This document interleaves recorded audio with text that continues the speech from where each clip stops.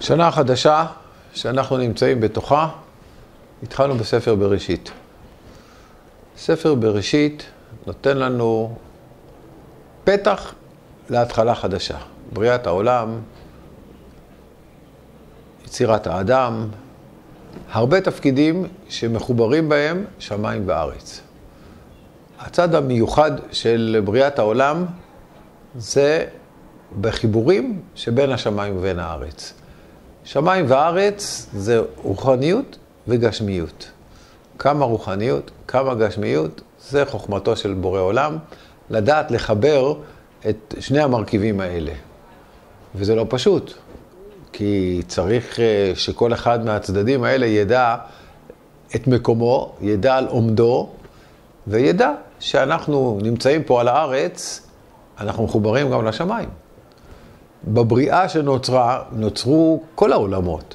כלומר, נוצר העולם הזה, נוצר העולם הבא, שהעולם הזה הוא פרוזדור לעולם הבא.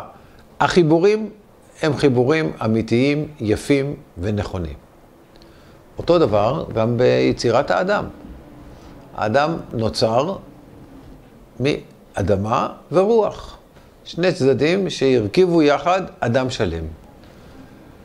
האם רק הצד האדמתי הוא הצד הקובע באדם, או בלשוננו הצד היצרי, או הצד החומרי, או לא, הצד של הנשמה, הצד של הרוח, הוא הקובע באדם. ואין ספק שהצד הרוחני צריך להיות המוביל, המוטיב היותר נכון, כשהצד החומרי הוא מחזיק אותו. כי אדם רוחני בלבד לא יכול להישאר בעולם, זה רק מלאכים שהם מעופפים להם בשליחותו של הקדוש ברוך הוא. האדם המורכב משני החלקים האלה, הוא מוביל, הוא עושה, ולכן יש פירושים נוספים ממילה אדם, לאו דווקא מאדמה, או לא רק מאדמה. יש פירושו של הרב הירש מלשון הדום, שהארץ היא הדום לשמיים, ויש פירושו של השלה הקדוש מלשון אדמה, אדמה לעליון. כלומר, האדם בכוחותיו להיות גם עם כוחות עליונים רוחניים. וכאן האחריות הגדולה שלנו בבריאה. ספר בראשית מלמד אותנו שגם האדם השלם, יציר כפיו של הקדוש ברוך הוא, לא עמד במשימה. הוא נפל עם תירוצים. הוא אכל מעץ הדעת טוב ורע, וכל התירוצים לא הועילו. הלכה שישייה אני, האישה אשר נתת עמדי, זה לא דרך להתמודדות. כאן הקדוש ברוך הוא מלמד אותנו, שהוא יכל לברוא עולם אחר. יכל להיות עולם שהכל טוב, ורק שם יושבים ומתענגים מזיו השכינה. אבל זה עולם של העתיד לבוא. לעתיד לבוא אנחנו נחיה באמת במצב כזה, שנהנה אך ורק מזיו השכינה. בעולם הזה הקדוש ברוך הוא רצה שנעמול, שנעבוד, שנהנה מיגיע כפינו. הגדול שבעשייה הזאת, זו הבחירה החופשית. ומוטל על כל אחד מאיתנו התקן של להתמודד. בעולם הזה אנחנו צריכים להתמודד. ולכן בראתי יצר הרע, בראתי לו תורת תבלין. כלומר, לא הכשילו אותנו עם המציאות החומרית בעולם הזה. אבל היא קיימת. היא יכולה להיות מושכת, היא יכולה להיות גם יפה. אבל היא לא טובה. הטוב הוא התכלית הנשמתית, הפנויה לעבודת הבורא. וכאן תפקיד של כל אדם, איך להתמודד, איך לראות את הדברים, איך לגלות את הדברים.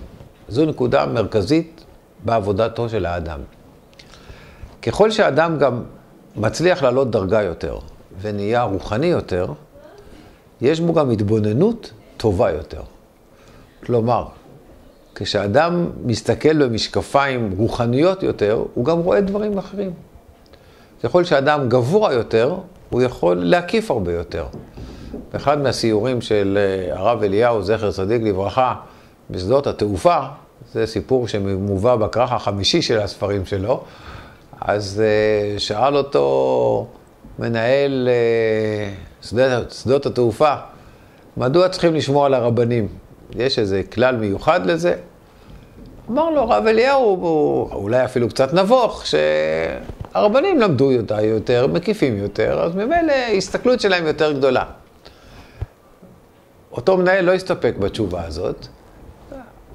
בהמשך הסיור, הוא הסביר לרב אליהו איך עובד שדה התעופה.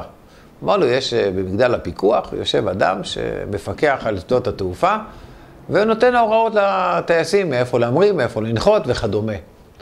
שואל אותו הרב אליהו כאילו לתומו, ואם טייס רואה איזה נתיב פנוי, למה שלא ינחת בו? מה הוא צריך לקבל את ההנחיות שלכם? הוא אומר לו, מה זה פיקוח נפש? לא יכול להיות דבר כזה. אחד שיושב למעלה רואה יותר טוב, מקיף יותר טוב, אז ממילא הוא מבין. אמר לו הרב אליהו, הנה זו התשובה שאני אמרתי לך כבר קודם. מי שיותר למעלה, מי שיותר שלם, מי שיותר מלא, הוא מקיף הרבה יותר. אנחנו מכירים את זה גם בהסתכלות הרבה יותר רחבה מדעית. הקדוש ברוך הוא מדי פעם נותן לאנשים לגלות דברים. מה פרס הנובל האחרון שאנחנו קיבלנו אותו? יהודי, ארץ ישראלי, קיבל פרס נובל. על מה הוא קיבל? הוא גילה, מה זה פירוש גילה? הוא לא יצר דבר יש מאין.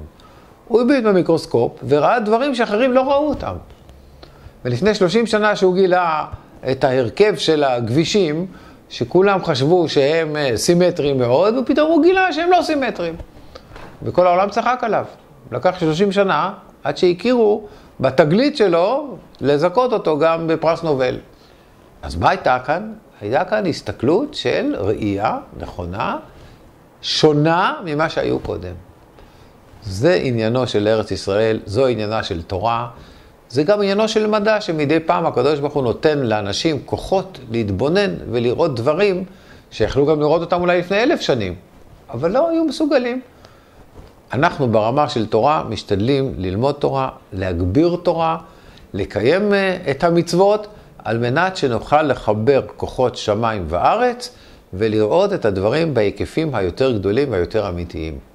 ולכן ההתמודדות שלנו בבחירה החופשית ובאחריות האישית שאסור לנו לברוח ממנה, היא גדולה וחזקה מאוד, ואשרי מי שיודע להתמודד ויכול.